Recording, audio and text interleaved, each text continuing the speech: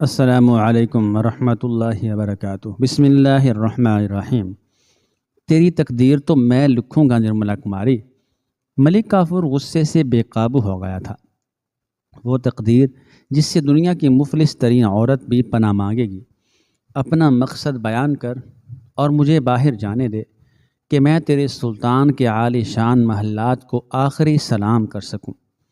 نرملا کماری کچھ اور بے باک نظر آنے لگی تھی۔ قصر ہزار ستون میں داخل ہونے کے بعد واپسی کے تمام دروازے بند ہو جاتے ہیں۔ ملک کافور اپنی تمام تر خواستوں کا مظاہرہ کرتے ہوئے ہنسا۔ سلطان کے بعد ملک کافور ہی دوسری طاقت ہے جس کے اشارے پر موت و زیست کے فیصلے ہوتے ہیں۔ اگر تو چاہتی ہے کہ یہ دروازہ دوبارہ کھل جائے تو مجھ سے میرے رحم کی بھیک مانگ، اور اگر میں انکار کر دوں۔ اچانک نرملا کے ہونٹوں پر ایک عجیب سا تبسم ابھر آیا تھا۔ تو پھر میں تجھے جینے نہیں دوں گا نرملا۔ ملک کافور کا معیار گفتگو بہت پست تھا اور وہ ایک راجکماری سے بڑا عامیانہ سلوک کر رہا تھا۔ پھر نہ زندگی تیری ہوگی اور نہ موت۔ دنیا کے سارے غم اور رسوائیاں تیرے مقدر میں لکھ دوں گا۔ تو مجھے نہیں جانتی کہ میں کون ہوں۔ اگر آفریدی میرے آگے جھک گیا ہوتا تو آج اس طرح زندہ کے اندھیروں میں ایڑیاں رگڑ رگڑ کر نہ مرتا۔ میں اس پر دولت و اقتدار کی بارش کر دیتا کہ میرے سوا یہاں کوئی تقدیر ساز نہیں۔ میں تجھے خوب جانتی ہوں۔ نرملا کماری کے لہجے میں وہی بے نیازی تھی۔ تو ملک کافور ہے، انسانی تاریخ کے اوراق پر غلاظت گندگی کا ایک ڈھیر جسے صاف کرنے کے لیے آفریدی جیسے مردوں کو نذرانہ جاں پیش کرنا ہی پڑتا ہے۔ ابھی کمرے میں نرملا کے الفاظ کی گونج باقی تھی کہ اس گونج میں ایک اور آواز شامل ہو گئی۔ یہ آواز ملک کافور کے اس تھپڑ کی تھی جو نرملا کے سرخ و سفید رخساروں پر ایک گہرا نشان چھوڑ گیا تھا۔ راجپوت زادی سناٹے میں آ گئی۔ وہ سوچ بھی نہیں سکتی تھی کہ ملک کافور اس جارحیت پر اتر آئے گا۔ ذلیل خواجہ سرا، تو مجھے نہیں جانتا کہ میں کون ہوں۔ یکایک نرملا کی آواز غضبناک ہو گئی۔ اگر تجھے اتنا ہی شوق ستم ہے تو شمشیر اٹھا اور میرے ہاتھ میں بھی تلوار دے۔ پھر تیرا سلطان ہی نہیں، تمام اہل دربار بھی اپنی آنکھوں سے دیکھ لیں گے کہ اس کمرے کا فرش کس کے خون سے رنگین ہوا ہے۔ ملک کافور کچھ دیر کے لیے سہم سا گیا۔ اسے اندازہ نہیں تھا کہ مہا منتری وکرم سنگھ کی بیٹی بھی فنون سپاہ گری سے واقف ہوگی۔ وہ نرملا کو عیش و نشاط کی خواب آور فضا میں پلنے والی ایک نرم و نازک سی لڑکی سمجھ رہا تھا۔ پھر جب راجپوت زادی کے تیور بدل گئے تو ملک کافور چند قدم پیچھے ہٹ گیا۔ تو ایک ستم رسیدہ عورت ہے نرملا، میں تجھ سے الجھنا نہیں چاہتا، ملک کافور نے اپنی ندامت مٹانے کے لیے چیخ کر کہا۔ نرملا کماری نے کوئی جواب نہیں دیا۔ وہ ملک کافور کو مسلسل قہر آلود نظروں سے دیکھے جا رہی تھی۔ آج کے بعد سے اپنی حیثیت پہچان لے کہ سلطان معظم نے تجھے میری کنیزوں کے حلقے میں داخل کر دیا ہے۔ بالآخر ملک کافور نے اپنی سفلی خواہش کا اظہار کر دیا۔ اگر تجھے زندگی عزیز ہے تو میری خدمت گزاری کو اپنا مذہب سمجھ، ورنہ سارے جہاں کی لعنتیں تیرا مقدر بن جائیں گی۔ میں تجھے صرف ایک رات کی مہلت دیتا ہوں۔ یہ رات تیرے فیصلے کی رات ہوگی۔ محفوظ اور آسودہ زندگی یا اذیتوں سے بھری ہوئی موت۔ سوچنے کی مہلت تو وہ مانگتے ہیں جنہیں زندگی سے محبت ہوتی ہے۔ نرملا کا لہجہ شرر فشاں تھا۔ موت جس کی ہمدم ہو، رنج و الم جس کے چارہ ساز ہوں، رسوائیاں جس کی دوست ہوں، وہ ایک لمحے کے لیے بھی نہیں سوچتا۔ اپنے سلطان کو میرے فیصلے سے باخبر کر دے کہ اس کا یہ وحشیانہ حکم میرے لیے اتنا بھی لائق توجہ نہیں جتنی کہ ایک بھکاری کی لرزتی ہوئی صدا۔ ملک کافور کچھ دیر تک کھڑا سوچتا رہا اور پھر کمرے سے باہر نکل گیا۔ شاہی خواجہ سرا کے جانے کے بعد نرملا کماری نے نئی صورتحال پر غور کیا۔ اب اس کی داستان حیات کا ایک اور اذیتناک باب شروع ہو گیا تھا۔ ملک کافور اپنے کمرے سے نکل کر رام دیو کے کمرے میں پہنچا۔ عیار شعبدآباد عقبی دریچے میں کھڑا ہوا ان ہواؤں کا لطف لے رہا تھا جو دریائے جمنا کے سرد پانی کو چھو کر قصر ہدار ستون میں داخل ہوئی تھی۔ آج کل دریائے جمنا میں طغیانی آئے ہوئے تھے اور سرکش موجوں کا شور رات کے سناٹے میں عجیب سی آوازیں پیدا کر رہا تھا۔ ملک کافور کے داخل ہوتے ہی رام دیو پلٹ آیا۔ اس کے غلیظ ہونٹوں پر ایک خبیث مسکراہٹ رقصاں تھی اور آنکھوں میں کئی سوال لرز رہے تھے۔ میں اس محاذ پر بھی جیت گیا، ملک کافور نے پرجوش لہجے میں کہا۔ میری فتوحات کا دائرہ بڑھتا جا رہا ہے گیانی۔ آج مجھے اندازہ ہو گیا کہ سلطان میری کسی خواہش کو نظر انداز نہیں کر سکتے۔ تو مستقبل کا سمراٹ ہے گوپی رام۔ منافق رام دیو مسکراتا ہوا آگے بڑھا اور اس نے پہلی بار بے تکلفی کا مظاہرہ کیا۔ رام دیو کے دونوں ہاتھ ملک کافور کے کاندھوں پر رکھے ہوئے تھے اور وہ شاہی خواجہ سرا کی آنکھوں میں جھانک رہا تھا۔ یہ سب کچھ یوں ہی نہیں ہو رہا ہے، تیری کامیابیوں میں ہندوستان کے سب سے بڑے گیانی کا آشیرواد بھی شامل ہے۔ ملک کافور نے خاموشی سے اپنے سر کو جنبش دی۔ گیانی، تیرے دہلی آ جانے سے مجھے بڑی تقویت حاصل ہوئی ہے۔ میں کئی سال سے اکیلا ہی اپنے دشمنوں کے خلاف جنگ کر رہا تھا، اب تو آ گیا ہے تو میں اپنے اندر نیا حوصلہ پا رہا ہوں۔ یہ کامیابیاں کچھ نہیں گوپی رام، میں تجھے راج سنگھاسن پر، تخت شاہی پر براجمان دیکھنا چاہتا ہوں۔ وہ کیسا عجیب وقت ہوگا جب پورا بھارت ورش تیرے قدموں پر جھک جائے گا۔ میں نے کل رات بھی تیرے ذائچے پر غور کیا ہے، ستارے اسی انداز میں سرگوشیاں کر رہے ہیں کہ ایک دن تاج تیرے سر پر سجا دیا جائے گا۔ تیرا گیان سچا ہے رام دیو، مگر نرملا کے تیور بہت خطرناک ہیں۔ ملک کافور نے اچانک گفتگو کا موضوع بدلتے ہوئے کہا۔ اگر کچھ دیر پہلے اس کے ہاتھ میں خنجر ہوتا تو تجھے میرے کاندھوں پر سر نظر نہیں آتا، یا پھر وہ وحشی لڑکی میرا سینہ چاک کر چکی ہوتی۔ ملک کافور نے نرملا کماری کے بارے میں ساری تفصیلات بتاتے ہوئے کہا۔ مت گھبرا گوپی رام، سب کچھ ٹھیک ہو جائے گا۔ رام دیو کی ہوسکار آنکھوں میں کئی خواب کروٹیں لینے لگے تھے۔ مجھے یقین نہیں گیانی کہ وہ میری بات مان جائے گی۔ ملک کافور گھبرایا ہوا نظر آ رہا تھا۔ عورتوں کا تو ذکر ہی کیا، میں نے بغاوت کے ایسے خوفناک شعلے تو کسی مرد کی آنکھوں میں بھی نہیں دیکھے۔ آخر تو کس بنیاد پر کہتا ہے کہ نرملا میری خواہشات کے آگے سر جھکا دے گی؟ اس نے مجھے آفریدی سے بھی زیادہ غلیظ گالی دی ہے۔ میں اس کے نزدیک صرف ایک خواجہ سرا ہوں۔ ملک کافور کا چہرہ احساس ندامت سے اور محرومی سے دھواں ہو رہا تھا۔ خدا کی لعنت ہو نند لال پر کہ اس نے مجھے کہیں کا نہیں چھوڑا۔ ملک کافور اپنے ماضی کو یاد کر کے ایک ایسی آگ میں جلنے لگا تھا جس سے ساری دنیا کی دولت اور اقتدار مل کر بھی نہیں بجھا سکتے تھے۔ گزرا زمانہ واپس تو نہیں آ سکتا گوپی رام، مگر تو اپنی ہمت سے وقت کی باغ موڑ سکتا ہے۔ رام دیو نے ملک کافور کو ٹوٹتے ہوئے دیکھا تو لہجہ بدل کر تسلیاں دینے لگا۔ تجھے ان سب کے ہاتھ کاٹنا ہوں گے جن کی انگلیاں تیری طرف اٹھتی ہیں۔ آفریدی کی بدترین سزا یہ ہوگی کہ نرملا نہ رہے، راج دربار کی ویشیا بن جائے۔ پھر اگر وہ زندہ بھی رہے تو کیا ہے، اس سے اس کا سامان چھین لے۔ میں نرملا کی طرف سے بہت مایوس ہوں گیانی۔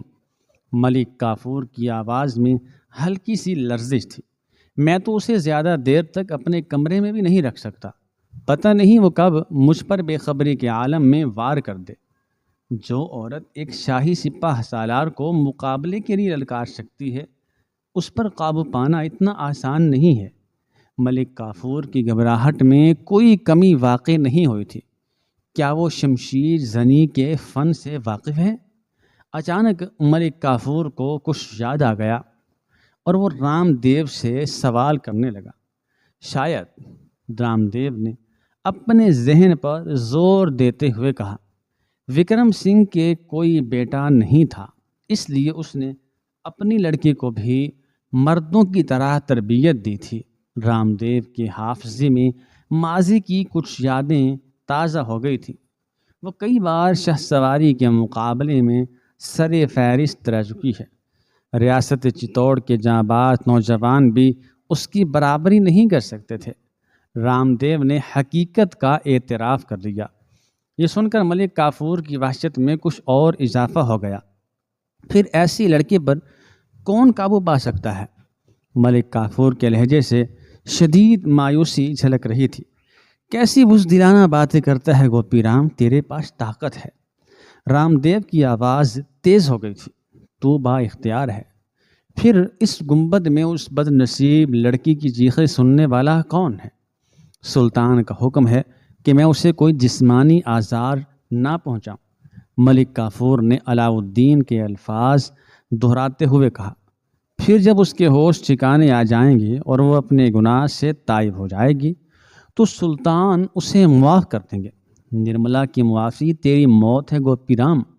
ایک بار شکست کھائی تو پھر ہارتا ہی چلا جائے گا۔ رام دیو نے ملک کافور کو سمجھاتے ہوئے کہا، راجنیتی کا پہلا اصول یہ ہے کہ دشمن کو سانس لینے کا موقع بھی فراہم نہ کیا جائے۔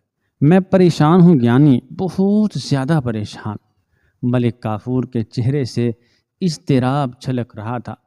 اگر سلطان یہ شرط عائد نہ کر دیتے تو میں اس راجپوت زادی کو بھی وہی سزا دیتا جو رقاصہ زہرا جمال کا مقدر بنی، شاید اس سے بھی زیادہ لرزہ خیز اور عبرت ناک۔ اپنے اقتدار کا مظاہرہ کر گوپی رام کہ تجھے بہرحال ہندوستان کا شہنشاہ بننا ہے۔ رام دیو نے ملک کافور کو ہراساں دیکھ کر ایک اور زاویہ بدلا۔ سلطان سیاست کے ہنگاموں میں الجھا ہوا ہے، اسے اتنی فرصت کہاں ہے کہ وہ تجھ سے نرملا کے روز و شب کا حساب طلب کرے۔ تو نے نہیں دیکھا کہ تیرا سلطان پدمنی جیسی عورت کو بھلا بیٹھا؟ شہنشاہیت کی یہی ادائے خاص ہوتی ہے کہ وہ گزرے ہوئے لمحوں کا شمار نہیں کرتے۔ رام دیو کی تقریر کا طلسم رنگ لا رہا تھا اور ملک کافور کی وحشت کم ہوتی جا رہی تھی۔ شاہی خواجہ سرا کی بدلتی ہوئی کیفیت دیکھ کر رام دیو نے اسے مشورہ دیا، شکار تیری طاقت کے حصار میں موجود ہے، اس سے پوری لذت حاصل کر، نئے نئے انداز سے آزار پہنچا۔ پہلے اسے دولت کی چمک دکھا کر فریب دے، آفریدی کو اسی کی محبوبہ کے ہاتھوں ذلیل کرانے کی کوشش کر، پھر اگر وہ آمادہ نہ ہو تو بھرپور تشدد سے کام لے۔ میں تیرے ساتھ ہوں، مجھے بھی تو وکرم سنگھ کی آوارہ روح سے اپنا حساب چکانا ہے۔ رام دیو خواجہ سرا ملک کافور کے پردے میں کچھ اور ہی کھیل کھیلنے کے منصوبے بنا رہا تھا۔ ملک کافور سلطان کے عشرت کدے میں حاضری دینے کے بعد آدھی رات کے قریب واپس پہنچا۔ اس وقت نرملا کماری ملک کافور کی خوابگاہ سے ملحقہ کمرے میں موجود تھی۔ مہر خانم اور دوسری کنیزیں اس کام کے لیے معمور کی گئی تھیں کہ نرملا کماری کمرے سے باہر نہ نکل جائے اور پھر ایک نیا ہنگامہ اٹھ کھڑا ہو۔ جب ملک کافور کمرے میں داخل ہوا تو نرملا کماری کنیزوں کے درمیان فرش پر بیٹھی تھی۔ اس کا انداز بے نیازانہ تھا، جیسے وہ کسی محفوظ مقام پر ہو۔ ملک کافور اس پر ایک اچٹتی سی نظر ڈالتا ہوا اپنی خوابگاہ میں چلا گیا۔ مہر خانم بھی شاہی خواجہ سرا کے پیچھے پیچھے اس کمرے میں پہنچی جسے انتہائی قیمتی ساز و سامان سے آراستہ کیا گیا تھا۔ حضور، مہر خانم ملک کافور کے سامنے جھک گئی۔ یہ خود سر لڑکی کسی طرح بھی آپ کی خدمت گزاری کے لیے آمادہ نہیں ہے، یہاں تک کہ اس لڑکی نے کھانا کھانے سے بھی انکار کر دیا۔ ملک کافور ایک بار پریشان نظر آنے لگا، مگر فوراً ہی اسے رام دیو کا مشورہ یاد آ گیا کہ نرملا کا انکار دربار شاہی میں اس کے اثرات کو زائل بھی کر سکتا ہے۔ اس لیے ضروری ہو گیا تھا کہ وہ جابرانہ اقدام کرے اور نرملا کماری کا اٹھا ہوا سر اپنے پیروں میں جھکا دے۔ تو جا مہر خانم، میں اس راجپوت زادی کے حوصلے آزماؤں گا۔ وہ نہیں جانتی کہ چتوڑ اور دہلی کے دربار میں کتنا فرق ہے۔ مہر خانم بظاہر مسلمان تھی، مگر اس نے ابھی تک ہندوانہ رسمیں ترک نہیں کی تھی۔ رخصت ہوتے وقت وہ دونوں ہاتھ جوڑ کر گھٹنوں کے بل بیٹھ گئی اور ملک کافور کے قدموں میں جھک کر رات کا آخری سلام کیا۔ ملک کافور نے اپنے اقتدار کا مظاہرہ کرتے ہوئے مہر خانم کے سر پر ہاتھ رکھ دیا۔ پھر وہ عیار کنیز خواجہ سرا کی خوابگاہ سے نکل کر چلے گئے۔ دوسری کنیزیں بھی مہر خانم کے ساتھ تھیں۔ کمرے کا دروازہ باہر سے بند کر دیا گیا اور نرملا کماری تنہا رہ گئی۔ مہر خانم کے جاتے ہی ملک کافور ان تمام خنجروں اور تلواروں کو اتار کر الماریوں میں بند کرنے لگا جو کمرے کی زیبائش کے لیے دیواروں پر آویزاں کیے گئے تھے۔ یہ اس خوف کا رد عمل تھا جو نرملا کماری کی طرف سے اس کے دل کے گہرائیوں میں اتر گیا تھا۔ وہ اس بہادر لڑکی کے بے باکانہ سلوک سے خائف تھا جو کسی وقت بھی اس کی موت کا سبب بن سکتی تھی۔ پھر اس کے بعد ملک کافور نے شراب کا ایک لبریز جام ہونٹوں سے لگایا۔ بعد کسی کے دوران وہ نرملا کماری کو زیر کرنے کے مختلف طریقے سوچتا رہا اور کچھ دیر بعد ایک خفیہ دروازے سے نکل کر اس کمرے میں آ گیا جہاں نرملا کماری اپنے خیالات میں غرق سر جھکائے بیٹھی تھی۔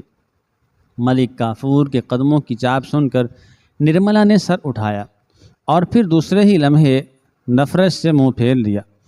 ملک کافور آہستہ آہستہ چلتا ہوا قریب آیا اور بڑے زہر آلود لہجے میں نرملا کو مخاطب کر کے کہنے لگا، وکرم سنگھ کی خوددار بیٹی، یہ میری مملکت ہے، یہاں اسی شخص کی غیرت برقرار رہ سکتی ہے جس سے ملک کافور خود راضی ہو۔ نرملا کماری نے اس بے حیا خواجہ سرا کی جانب دیکھنے کی زحمت بھی گوارا نہیں کی۔ یہ میرے اقتدار کا تعمیر کیا ہوا زندہ ہے، قید خانہ ہے۔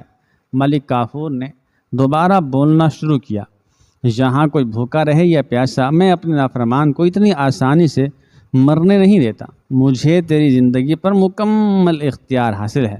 تو اس وقت تک زندہ رہے گی جب تک میں تیری موت کے حکم نامے پر مہر شاہی ثبت نہیں کر دیتا۔ نرملا کماری نے ایک نگاہ غلط انداز سے ملک کافور کی طرف دیکھا۔ میں نے اپنی گمراہی کے دور میں بھی دیوتاؤں سے آبرومندانہ زندگی کی پرارتھنا کی تھی۔ پھر جب میں ایک خدا پر ایمان لے آئی تو میرے دامن پھیلانے کا انداز بھی بدل گیا ہے۔ اب میں زندگی کی کوئی تمنا نہیں رکھتی۔ میں اپنے پیدا کرنے والے سے دن رات ایک ہی دعا کرتی ہوں کہ مجھے موت آ جائے، ایسی موت جو غیرت مندوں کا مقدر ہوتی ہے۔ نرملا، تیری زندگی اور موت ہمارے ہونٹوں کی جنبش سے مشروط ہے۔ تیری پرسکون زندگی کے لیے اب صرف دو راستے باقی ہیں۔ ایک یہ کہ تجھے دل و جان سے میری خدمت گزاری کا فریضہ انجام دینا ہوگا۔ جب میں امور سلطنت کی تکمیل کے بعد تھک کر چور ہو جاؤں تو تیرے ہونٹوں کی مسکراہٹ مجھے تازہ دم کر دے، تیرے نازک ہاتھ جامے سرخ پیش کریں اور مخروطی انگلیاں رباب کے تاروں کو چھیڑ دیں، یہاں تک کہ میں نغمے شراب کے اثر سے مسحور ہو کر خوابوں کے جزیرے میں چلا جاؤں۔ یہ وہ اعزاز ہے جو آج تک کسی عورت کو نہیں بخشا گیا، مگر میں تجھے سرفراز کرنا چاہتا ہوں کہ تو میرے دشمن علی عامر آفریدی کی محبوبہ ہے۔ ملک کافور شراب کے نشے سے سرشار تھا اور بڑی بہکی باتیں کر رہا تھا۔ اگر تو آفریدی کو میرے سامنے ایک بار ذلیل کر دے تو میں تجھے ان عظمتوں کا تاج پہناؤں گا جس کے بارے میں تو نے سوچا بھی نہیں ہوگا۔ نرملا کماری اٹھ کر کھڑی ہو گئی، مگر اس نے شاہی خواجہ سرا کی اس شرمناک پیشکش کا کوئی جواب نہیں دیا۔ ملک کافور کی بزدلی اور بے حیائی نے اس خاموشی کا یہی مفہوم لیا کہ نرملا اس کی باتوں سے مغلوب ہوتی جا رہی ہے، اور اگر تو نے میری خواہش کا احترام نہیں کیا تو میں تجھے طویل اذیت رسانی کے بعد اس قدر بھیانک موت سے دوچار کروں گا جو درندگی میں اپنی مثال آپ ہوگی۔ نرملا بدستور خاموش رہی۔ وہ بڑے حوصلے کے ساتھ شاہی خواجہ سرا کی دھمکیوں کو برداشت کر رہی تھی۔ موت سے پہلے ہم تجھے بہت رسوا کریں گے نرملا، ملک کافور نے ایک مجبور لڑکی کو دہشت زدہ کرنے کے لیے مزید جارحانہ لہجہ اختیار کرتے ہوئے کہا۔ ہو سکتا ہے کہ ہم تیرے جسم پر لباس کا کوئی تار باقی نہ رہنے دیں۔ شاہی خواجہ سرا ایک شریف زادی کے ساتھ بدترین سلوک کا مظاہرہ کر رہا تھا، اور یہ بھی ہو سکتا ہے کہ ہم تجھے سر دربار رقص کرنے پر مجبور کر دیں۔ ملک کافور وحشیانہ انداز میں دھمکیاں دے رہا تھا، اور یہ بھی ممکن ہے کہ ہم تجھے بہت نیچ لوگوں کی داشتہ بنا ڈالیں۔ نرملا کماری نے بڑے صبر و ضبط کے ساتھ ملک کافور کی دھمکیاں سنی اور مڑ کر آہستہ آہستہ چلتی ہوئی کمرے کے عقبی حصے کی طرف بڑھ گئے۔ دریائے جمنا میں تلاطم برپا تھا۔ طغیانی کے سبب پانی کی موجیں شدید پیچ و تاب میں مبتلا تھیں۔ اس وقت کوئی اہل دل موجود نہیں تھا، ورنہ وکرم سنگھ کی بیٹی کا چہرہ دیکھ کر اسے اندازہ ہو جاتا کہ دریائے جمنا سے زیادہ خوفناک طوفان خود نرملا کے سینے میں اٹھ رہا ہے۔ نرملا نے لوہے کی سلاخوں سے باہر کی سمت دیکھا، جہاں ہر شے اندھیروں میں لپٹی ہوئی تھی۔ یہ کمرے کا عقبی دروازہ تھا، جسے ایک بھاری قفل کے ذریعے بند کر دیا گیا تھا۔ نرملا نے اپنی سلاخوں پر اپنے ہاتھوں کی گرفت مضبوط کر دی اور گہری تاریکی میں روشنی کی اس کرن کو تلاش کرنے لگی، جسے ڈھونڈتے ڈھونڈتے اس کی آنکھیں تھک گئی تھیں۔ ملک کافور قہقہہ زن ہوا۔